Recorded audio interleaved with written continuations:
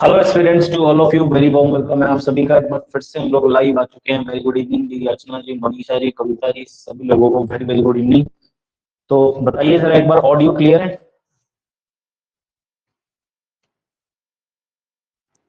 हम पढ़ रहे थे लेक्स ऑफ हिमाचल प्रदेश, हिमाचल प्रदेश की झीलें। तो हम पढ़ रहे थे हिमाचल प्रदेश की झीलें और उसी को कंटिन्यू करेंगे आगे।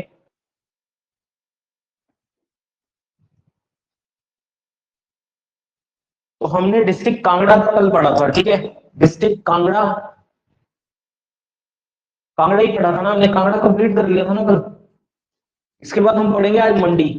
बताओ एक बार, कांगड़ा ही पढ़ा था कल हमने क्लास।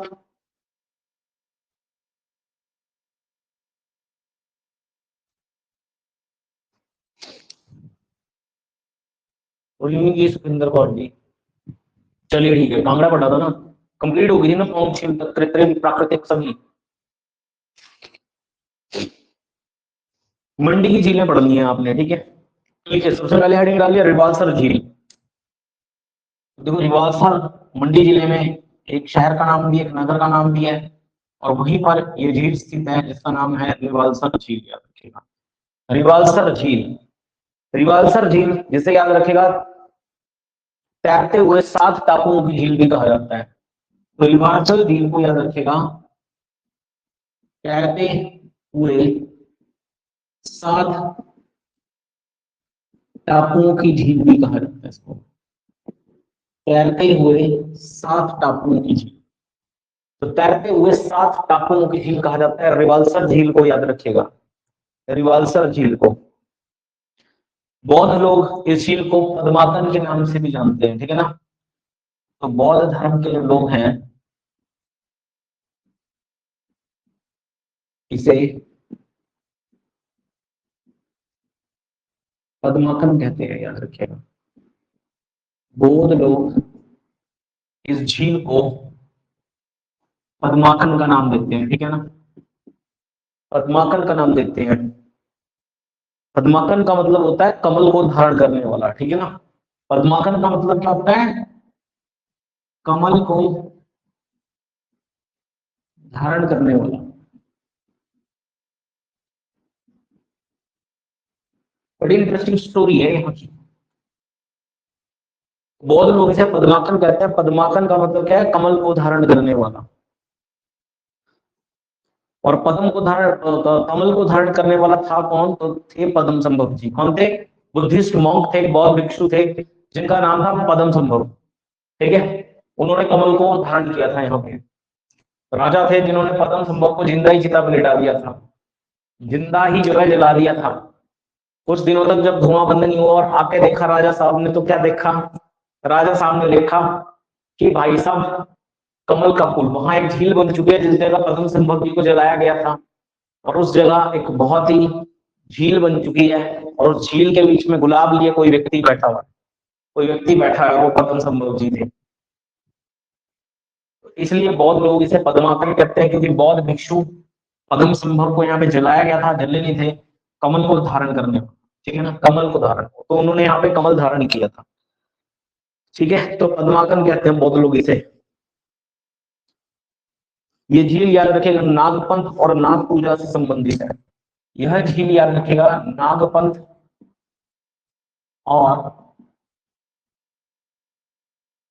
और याद रखेगा नाग पूजा से संबंधित है। तो यह झील याद रखेगा नागपंथ और नाग पूजा से संबंधित है। पद्म संभव के जन्मदिन पर याद रखेगा कि यहाँ पे मेला लगता है, छेशु मेला।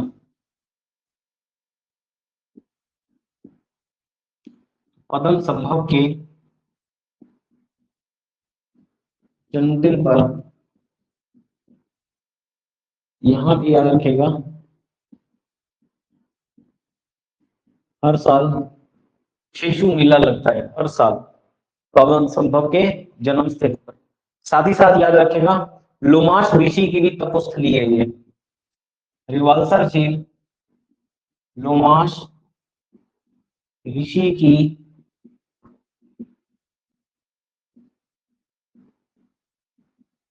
तपोस्थली है। रिवाल्सर झील याद रखिएगा लोमास ऋषि की तपोस्थली रही है। रिवाल्सर झील से पानी निकलता है और रिवाल्सर से याद रखिएगा नागाचल तक, रिवाल्सर से नागाचल तक, रिवाल्सर से नागाचल की दूरी जो है वो लगभग 10 किलोमीटर है। और कहते हैं रिवाल्सर से जो झील से पानी निकलता है वो नागाचल तक जो है वो भूमिगत जाता है, क्या जाता है, भूमि के नीचे से बहता है। ठीक है ना, इस झील का पानी भूमि के नीचे से बहता है, भूमिगत हो जाता है इसका पानी, भूमिगत हो जाता है इस झील का पानी। तो रिवाल्सर से नागाचल तक 10 किलोमीटर तक इस झील का पानी भूमिगत हो जाता है, याद रखिएगा। याद रखिएगा, देखो सबसे पहले इंपॉर्टेंट बात, देखो यहाँ पे लोमाश ऋषि की तपोस्थली है, तो ये हिंदुओं के लिए बड़ी फेमस है, ठीक है ना, हिंदू धर्म वालों के लिए फेमस है। पद्म संभव से इस झील का संबंध है, तो बौद्ध लोगों के भी लिए क्या है, पूजनीय है ये झील। साथ ही साथ याद रखिएगा यहाँ पर मंडी के राजा थे जोगेंद्र सिंह, जिन्होंने 1930 में एक गुरुद्वारा भी बनवाया था। तो 1930 में यहाँ पर एक गुरुद्वारा बनाया गया था, किसके द्वारा, तो जोगिंदर सिंह के द्वारा, मंडी के शासक जोगेंद्र सिंह द्वारा 1930 में यहाँ पर एक गुरुद्वारा भी बनाया गया था। तो इसलिए ये सिखों के लिए भी क्या है, पूजनीय स्थान। तो रिवाल्सर झील याद रखेगा हिंदू, बौद्ध और सिखों तीनों धर्मों के लिए पूजनीय है, याद रखेगा, तीनों के लिए तीर्थ स्थान है, याद रखेगा ये रिवाल्सर झील तीनों धर्म के लोगों के लिए, क्योंकि यहाँ लोमाश ऋषि की तपोस्थली है, ठीक है ना, नागपंथ नाग पूजा की जाती है जो कि हिंदू धर्म के लोग करते हैं। पद्म संभव को मानने वाले लोग यहाँ पे वो भी इस झील की पूजा करते हैं, ठीक है, क्योंकि यहीं पर उसे जलाने की कोशिश की गई थी, बर्न किया गया था लेकिन हुए नहीं थे, ठीक है ना। और साथ ही साथ यहाँ पर एक सिख गुरुद्वारा भी है, क्योंकि सिखों के 10वें गुरु गुरु गोविंद सिंह कुछ समय के लिए यहाँ पे आके रुके थे, तो इसलिए उनके याद में जो है यहाँ पर एक गुरुद्वारा बनवाया था मंडी के शासक जोगेंद्र सेन ने 1930 में, याद रखेगा। तो इन तीनों ही धर्मों के लिए याद रखेगा पूजनीय स्थल है। तो रिवाल्सर झील इन तीनों ही धर्म के लिए एक पूजनीय क्या है, स्थल है। गुड इवनिंग जी सविता मैडम जी, वेरी गुड इवनिंग। तो याद रखिएगा कि रिवाल्सर झील इन तीनों ही धर्मों के लिए क्या है, एक पूजनीय स्थल है रिवाल्सर झील। चलिए इधर क्वेश्चन इससे बन सकते हैं, वो सारे के सारे यहाँ पे लिखे हैं आपके बोर्ड पर। नेक्स्ट आती है, याद रखिएगा, पराशर झील। अगली झील जो मंडी जिले में आपने पढ़नी है,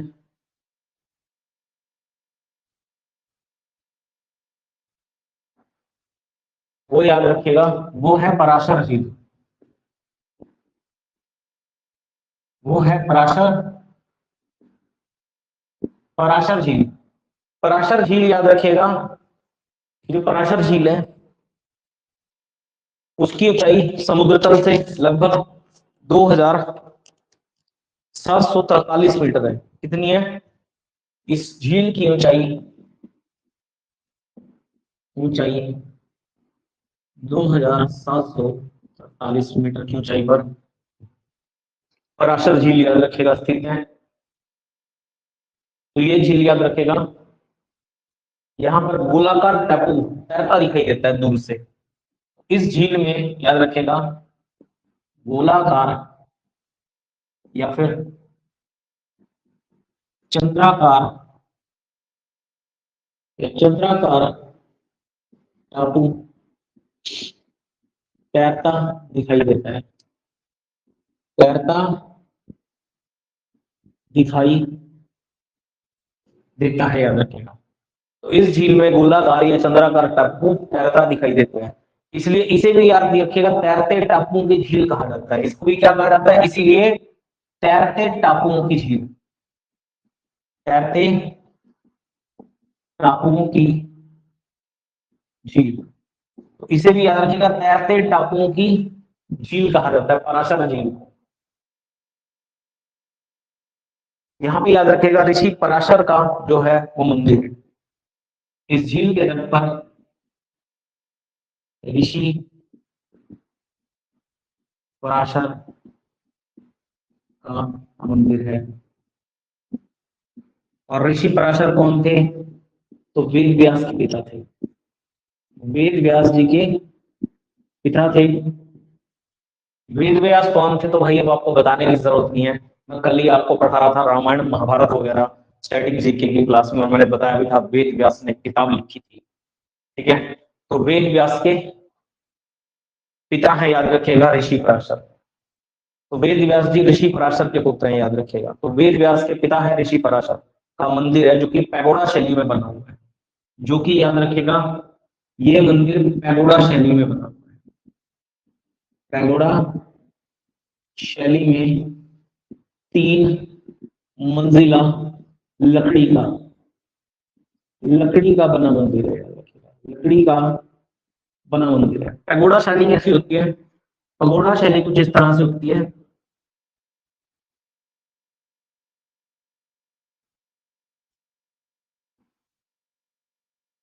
इस तरह से ये होती है पैगोडा शैली का मंदिर। इस शैली को कहा जाता है पैगोडा शैली। आप देख लीजिएगा, आपको दिख जाएगा ऐसे ही कुछ होगा अगर आप इस मंदिर की इमेज देखेंगे। ठीक है, तो पैगोडा शैली में बना हुआ मंदिर है, याद रखिएगा, पराशर मंदिर। 3 मंजिला, 3 मंजिलें बनाई गई है। नीचे वाली सबसे चौड़ी होती है, फिर ऊपर ऊपर की तरफ छोटा होता चला जाता है ये। ठीक है ना? तो 3 मंजिला लकड़ी का बना हुआ पराशर झील के तट पर ये मंदिर स्थित है। और याद रखेगा इस मंदिर का निर्माण राजा बाणसेन ने करवाया। तो इस मंदिर का निर्माण राजा बाणसेन ने करवाया था। This temple was constructed by Banasen. इस मंदिर का निर्माण बाणसेन के द्वारा करवाया गया था। पराशर झील। ठीक है, तो यहाँ से भी जितने क्वेश्चन होते हैं सबके सब लिख दिए गए हैं।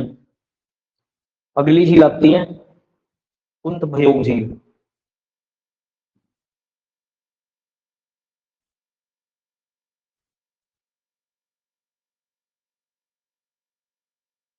झील है जिले की जिसका नाम है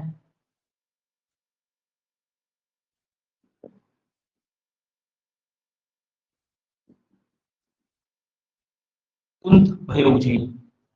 कुंत भयोग झील याद रखिएगा 1700 मीटर की ऊंचाई पर स्थित है झील। इस झील की हाइट है 1700 मीटर्स। रिवाल्सर से 4 किलोमीटर की दूरी पर स्थित है। तो अगर आपसे पूछा जाए ना कुंत भयोग झील मंडी जिले में कहाँ स्थित है तो रिवाल्सर ही आएगा। तो रिवाल्सर से 4 किलोमीटर दूर, रिवाल्सर से 4 किलोमीटर दूर। अब देखो सिंबल बड़ा नेशनल पार्क पौंटा साहिब से कितनी किलोमीटर दूर होगा? 6-7 किलोमीटर दूर। लेकिन तहसील उपमंडल सब पौंटा साहिब ही है उसका। ठीक है, पूर्व वाला गांव जरूर है, वो तो विलेज का नाम है, लेकिन तहसील तो पौंटा साहिब ही है ना। तो रिवाल्सर से 4 किलोमीटर दूर, 4 किलोमीटर तो कुछ भी नहीं होता। ठीक है, तो रिवाल्सर में स्थित है। अगर आपसे पूछा जाए कि मंडी जिले में कहाँ स्थित है कुंत भयोग झील, तो आपका आंसर रिवाल्सर ही होगा। और पीजीटी में ना कई बार इस तरह के क्वेश्चन आए हैं, वहां पे रिवाल्सर, चकियोट, इस तरह के ऑप्शंस मिले आपको मंडी जिले की 3-4, तो आपको उसके अकॉर्डिंग फिर रिवाल्सर ही टिक करना है। ठीक है ना? तो रिवाल्सर से 4 किलोमीटर की दूरी पर स्थित है, याद रखेगा, नैना देवी धार पर। नैना देवी धार पर, नैना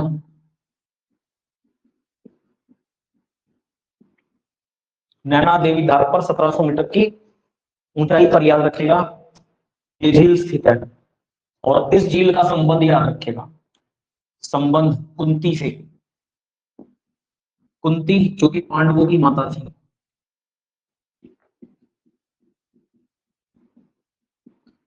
महाभारत के जो पांडव थे उनकी मां थी कुंती। तो कुंती से याद रखेगा, कुंत भयोग, कुंत और कुंती। ठीक है, तो याद रखनी है चीजें आपने। नेक्स्ट है कामरू नाग झील।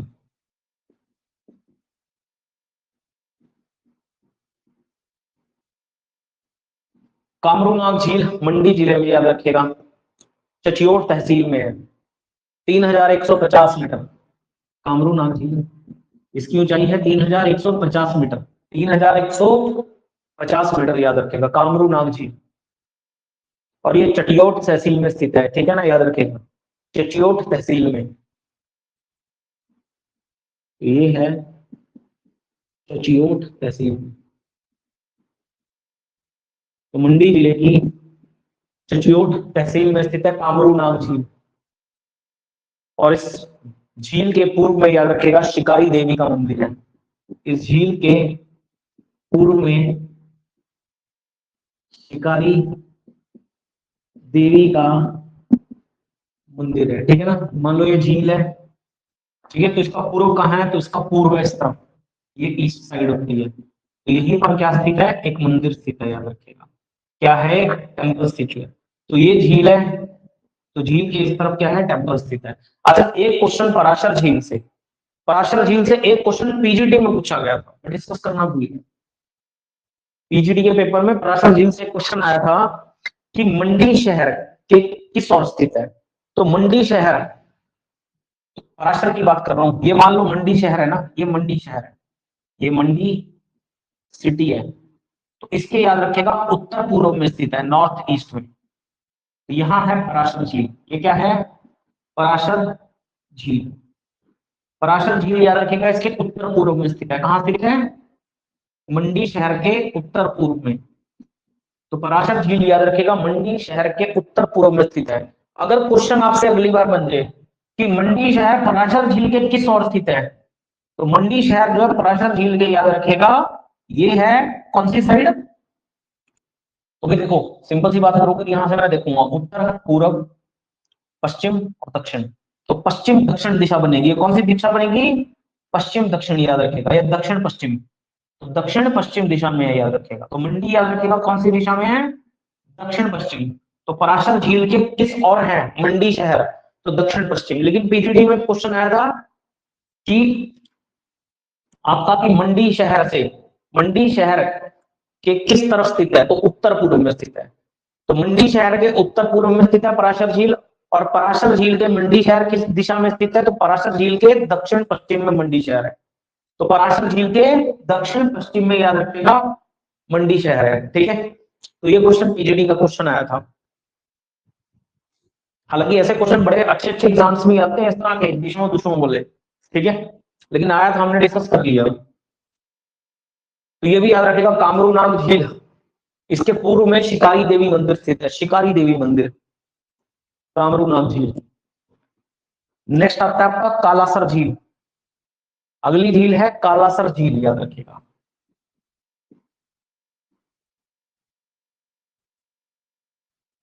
कालासर झील, कालासर झील याद रखेगा 1755 मीटर की ऊंचाई पर स्थित है, 1755 मीटर की ऊंचाई पर याद रखेगा कालासर झील जो है वो स्थित है। तो ये भी रिवालसर शहर की चोटी पर स्थित है, रिवालसर शहर की चोटी पर, रिवालसर शहर में याद रखेगा कालासर झील भी स्थित है, रिवालसर शहर में। तो रिवालसर में तो रिवालसर होगी, कुंतभय होगी, कालासर होगी, ये सारे क्वेश्चन रिवालसर वाले ना एक साथ याद कर लेना आप लोग, जितनी भी झीलें रिवालसर में होंगी। इसके बाद आती है सुखसर झील,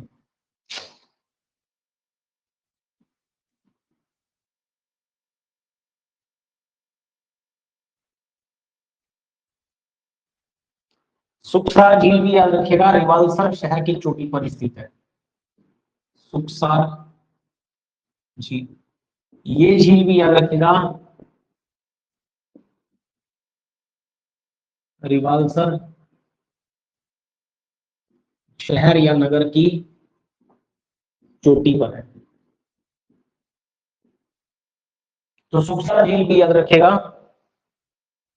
रिवालसर शहर की चोटी पर स्थित है, सर्दियों में जम जाती है, याद रखेगा, सर्दियों में यह झील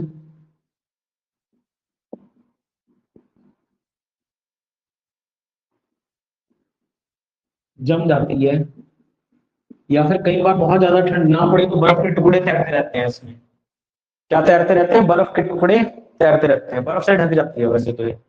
जम जाती है, वैसे ज्यादातर ये बर्फ से ढक जाती है, ठीक है ना, सुख सारा झील याद रखिएगा। इसके अलावा याद रखिएगा कुमारवाहा झील, कुमारवाहा झील,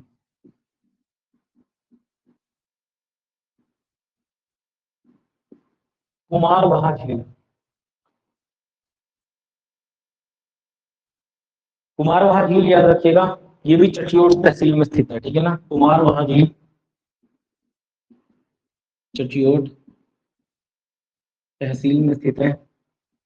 इसके अलावा कुछ अन्य झीलें आपने मंडी जिले में याद रखनी है, सिर्फ नाम नाम और कुछ नहीं याद रखना, ठीक है, केवल और केवल नाम याद रखना है आपने, नाम याद रखना है आपने, लीलासर, लीलासर, दवारूसर और कदलासर,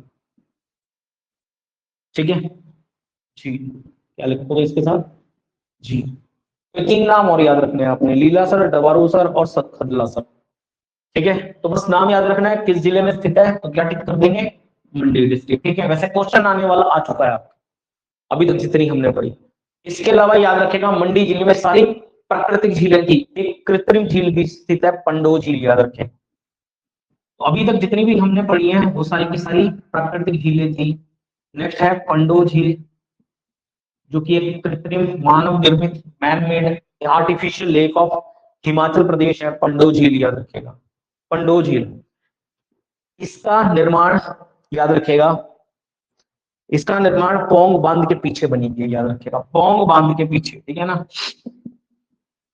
सॉरी पोंग बांध कह रहा हूँ भाई, पंडो बांध के पीछे बनी है। पंडो डैम बना हुआ है आपका मंडी जिले में, तो उसी बांध के पीछे बनी हुई है, कृत्रिम झील है। इसकी झील की लंबाई लगभग 14 किलोमीटर लंबी झील है ये, याद रखेगा। नेशनल हाईवे नंबर 21 पे स्थित है, जो कि मंडी शिमला पर उड़ता है।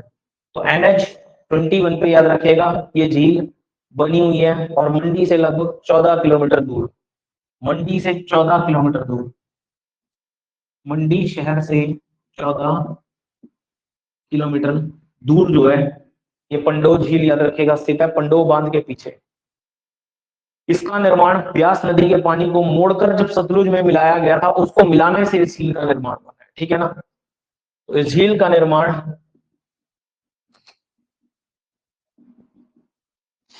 ब्यास नदी के पानी को मोड़कर, कृत्रिम तरीके से मोड़कर, बैराज बना करके सतलुज नदी में मिलाने से हुआ, याद रखेगा, सतलुज नदी में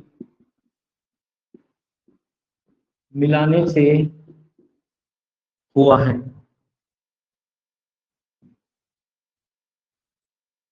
तो इस झील का निर्माण ब्यास नदी के, अगर आपसे पूछा जाए पंडो झील किस नदी पर बनी हुई है, तो ब्यास नदी पर, या पंडो बांध किस नदी पर बना है, तो ब्यास नदी पर। व्यास नदी पर बांध बनाया गया, पंडो बांध, और उस बांध के द्वारा ब्यास नदी के पानी को मोड़ करके सतलुज में मिलाया गया है, ठीक है ना, सलापड़ के पास, सलापड़ के पास एक स्थान है, वहां पर ऐसा किया गया है, याद रखिएगा, और मोड़ के मिलाया गया है, और उससे याद रखिएगा पंडो झील का निर्माण, पंडो झील जो कि क्या है, एक हिमाचल प्रदेश की कृत्रिम झील है। तो हिमाचल प्रदेश में 4 कृत्रिम झीलें, आप चारों मैंने आपको करवा दी, ठीक है ना, चारों मैंने आपको करवा दी। कल मैंने आपको करवा दी थी कृत्रिम झीलें, गोविंद सागर पढ़ा दी थी, पोंग झील पढ़ा दी थी कल मैंने, चंबा में चमेरा पढ़ा दी थी, कांगड़ा में पोंग पढ़ा दी थी, ठीक है, और मैंने बिलासपुर में आपको गोविंद सागर पढ़ा दी थी, और चौथी झील कौन सी है, पंडो झील, जो कि हिमाचल प्रदेश की कृत्रिम झील है। इसके अलावा जितनी भी हम पढ़ रहे हैं सब प्राकृतिक है, ठीक है, सारी की सारी क्या है, प्राकृतिक झीलें हैं, याद रखिएगा। तो यही है जो कि क्या है, आपकी 4 झीलें हैं जो कि कृत्रिम है। तो 4 नाम तो आप रट लेना, मतलब ये कृत्रिम है। और अभी अभी चमेरा झील के लिए क्वेश्चन भी आया था हाई कोर्ट में, ठीक है, हिमाचल हाई कोर्ट में, याद रखिएगा। अच्छा, इस झील को बनाने से हुआ क्या है कि जो बला घाटी है मंडी की, उसको सिंचाई की सुविधा मिलती है, ठीक है ना, बला घाटी को। तो इस झील को बनाने का फायदा ये हुआ है, और ब्यास नदी के पानी को मोड़ करके उसमें से काफी सारे इरिगेशन प्रोजेक्ट्स निकाले गए हैं, और मंडी की बला घाटी को सिंचाई की सुविधा मिली है, बला घाटी को सिंचाई की सुविधा मिल पाई है, याद रखिएगा। तो मंडी की याद रखिएगा, बला घाटी को सिंचाई की सुविधा मिली है, याद रखिएगा इस झील की वजह से। नेक्स्ट आता है आपका मंडी डिस्ट्रिक्ट कंप्लीट। अगला लिखिए कुल्लू। अगला डिस्ट्रिक्ट है कुल्लू, जिसकी झीलें हमने पढ़नी।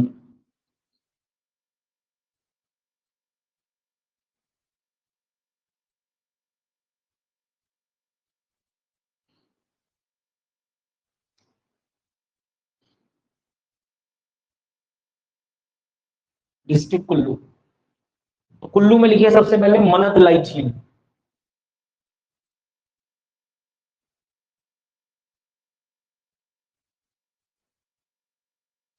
मनतलाई झील याद रखिएगा। इस झील की ऊंचाई 4116 मीटर, 4116 मीटर याद रखिएगा इस झील की ऊंचाई है। और कुल्लू जिले में, कुल्लू में ये झील स्थित है, और पार्वती नदी यहां से निकलती है, याद रखिएगा। तो पार्वती नदी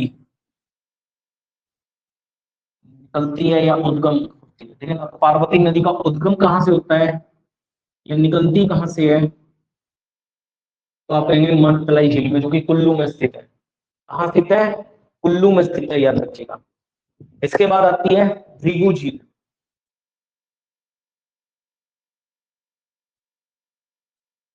तो भृगु झील याद रखिएगा कि भृगु झील जो आपकी रोहतांग दर्रे के पास स्थित है, कुल्लू में ही। ये झील रोहतांग दर्रे के निकट स्थित है भृगु झील। और याद रखिएगा ये झील भृगु ऋषि की तपोस्थली भी है। भृगु ऋषि की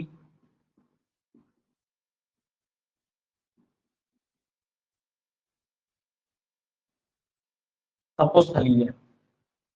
इसके बाद अगली आती है सरियोलसर झील।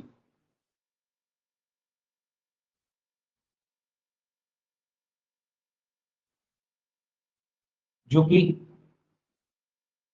बंजार में स्थित है। सरियोलसर झील जो कि बंजार उपमंडल, कुल्लू जिले के बंजार उपमंडल में स्थित है। याद रखेगा 3100 मीटर की ऊंचाई पर, 3100 मीटर की ऊंचाई पर स्थित ये झील जालोरी दर्रे के दक्षिण पूर्व में स्थित है। जालोरी दर्रे के दक्षिण पूर्व में स्थित है। ये क्वेश्चन भी याद रखना है आपने कि पीजीटी पेपर 1 में पूछा गया था। जालोरी दर्रे के दक्षिण पूर्व में स्थित है।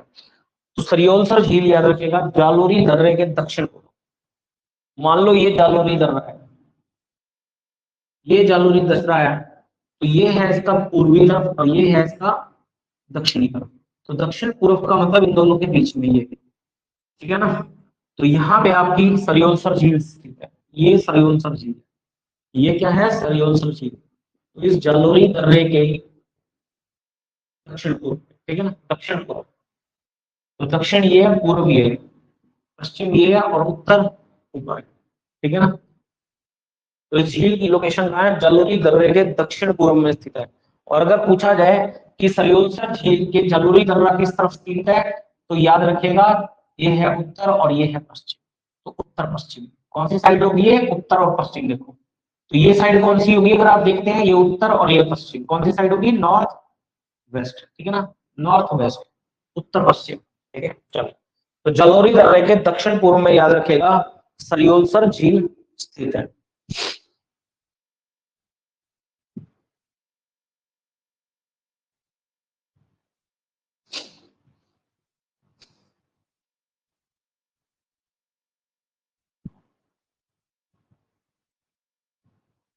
इस झील का संबंध याद रखेगा, इस झील का संबंध देवी बूढ़ी नागिन से, देवी बूढ़ी नागिन से है सरियोलसर झील का संबंध। और इनका मंदिर, मंदिर जो है वो घियागी एक स्थान है, वहां पे स्थित है मंदिर। इस देवी का याद रखिएगा घियागी में स्थित है सरयोलसर झील।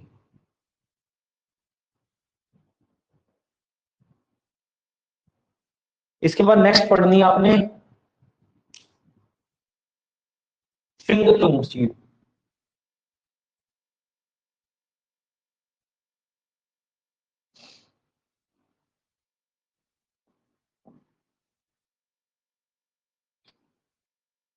नेक्स्ट लिखिए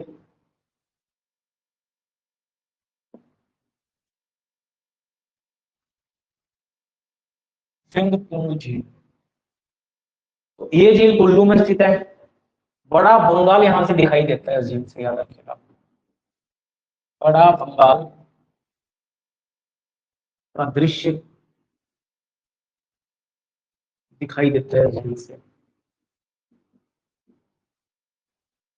तो यहां से याद रखिएगा बड़ा बंगाल का दृश्य जो है वो दिखाई देता है। और श्रृंग ऋषि की तपोस्थली भी है। श्रृंग ऋषि की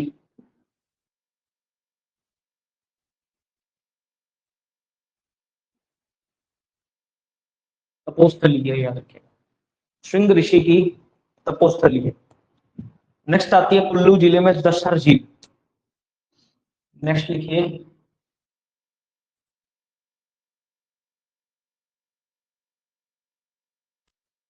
नेक्स्ट है दशहर झील।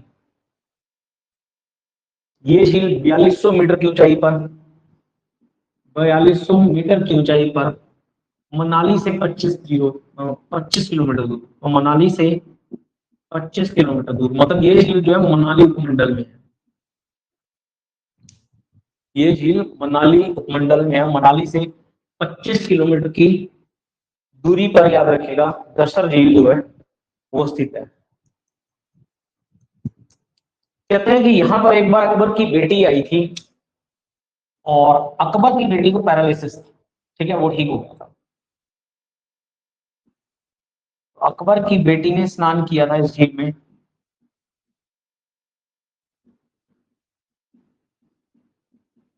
मुगल शासक अकबर की बेटी ने यहाँ स्नान किया था और कहते हैं कि उसको पैरालिसिस था, और यहाँ पे स्नान करने के कुछ दिनों के बाद वो बिल्कुल ठीक हो गई दशहर झील में। मुगल शासक अकबर आए थे अपनी बेटी को लेकर के यहाँ पर और स्नान भी करवाया था दशहर झील में। इसके बाद आती है नैनसर झील।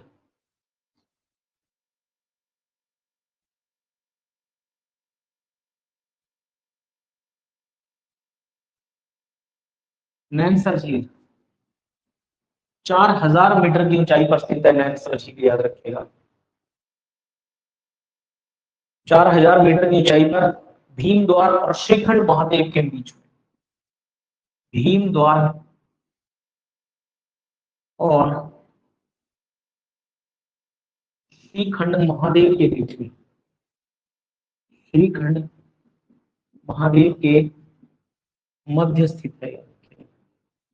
तो 4000 मीटर की ऊंचाई पर भीम द्वार और श्रीखंड महादेव के मध्य ये झील याद रखेगा स्थित है नैनसर झील। और जो कोई भी यात्री श्रीखंड महादेव की यात्रा पर जाता है, ठीक है ना, जो भी तीर्थ यात्री श्रीखंड महादेव की यात्रा के दौरान यहाँ स्नान जरूर करता है, ठीक है ना। तो श्रीखंड महादेव की यात्रा करने के दौरान यहाँ स्नान करना होता है, ठीक है ना, स्नान करते हैं। तो जितने भी तीर्थ यात्री हैं वो जब भी श्रीखंड महादेव की यात्रा करते हैं तो यहाँ पर याद रखेगा नैनसर झील में रुक करके स्नान जरूर करते हैं। और यहाँ पे कहते हैं भीम ने गुफा भी तैयार कर रखी है झील के पास। भीम ने गुफा बनाई, भीम ने यहाँ पर एक गुफा भी बनाई है नैनसर झील के पास। इसके बाद अगली आती है डहनासर झील कुल्लू जिले में।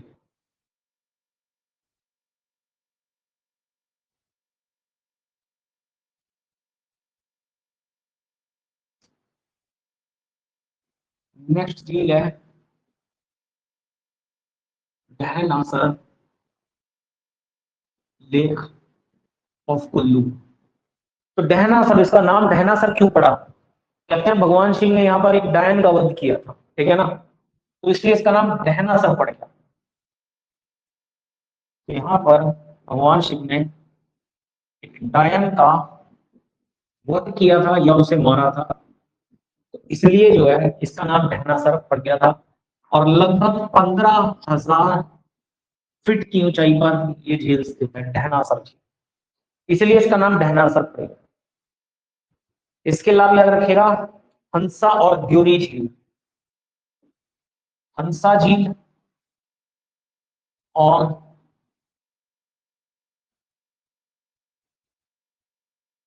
द्योरी झील, ये दोनों झीलें याद रखिएगा बंजार उपमंडल में स्थित हैं।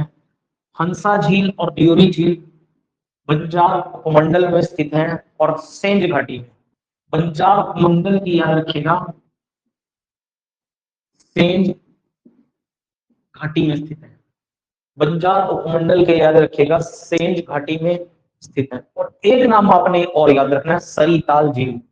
वैसे तो हिमाचल में सरिताल वाली झीलें जो है ना वो सारी की सारी लाहौल स्पीति में, लेकिन सरिताल का नाम याद रखिएगा ये कुल्लू जिले में। तो सरिताल झील कहां पर स्थित है, कुल्लू जिले में। तो ये सारी कुल्लू जिले की झीलें हैं जो कि आपको याद रखनी है। इसके बाद अगला डिस्ट्रिक्ट है आपका डिस्ट्रिक्ट शिमला। भाई मुझे लग रहा है टाइम हो गया है इस क्लास का। शिमला जिला बचता है, किन्नौर बचता है, लाहौल स्पीति बचता है, ठीक है, और सिरमौर भी बचता है। तो कल करेंगे भाई, वैसे भी कंप्लीट नहीं होगा। अगर हम सोच लें कि 5 मिनट एक्स्ट्रा लगा के टॉपिक कर लें तो टॉपिक नहीं हो पाएगा हमारा कंप्लीट, कल ही होगा ये टॉपिक कंप्लीट, ठीक है। तो इस क्लास का टाइम खत्म, आ जाओ फिर नेक्स्ट क्लास में आ जाओ इंग्लिश की।